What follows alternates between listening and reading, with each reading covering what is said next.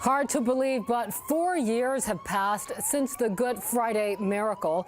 In 2012, a Navy jet crashed into a Virginia Beach apartment complex, yet no one, not the aviators nor the residents, was killed or seriously injured. Mike Gooding tells us much of the good fortune has been credited to the first responders' training.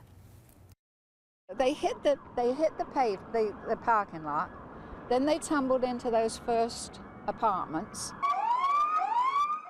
And that's when all hell broke loose. Fire was everywhere. Mayfair Mews resident Joni Coleman isn't quite sure she can believe it's been 4 years already.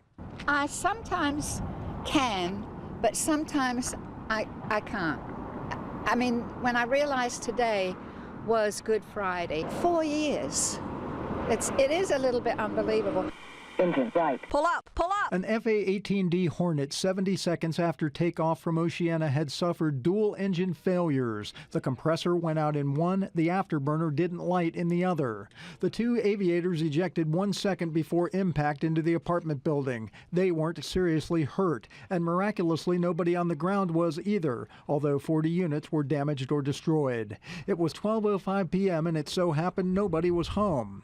Within minutes, the Virginia Beach Fire Department was on the scene. District Chief James Ramsey was there that day. He credits all the training his men and women got and continue to get to this day.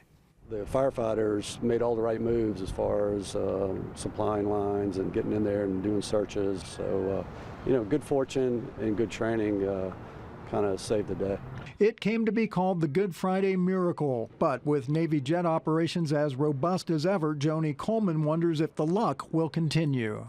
You think it could happen again? Probably, yeah. I'm quite sure.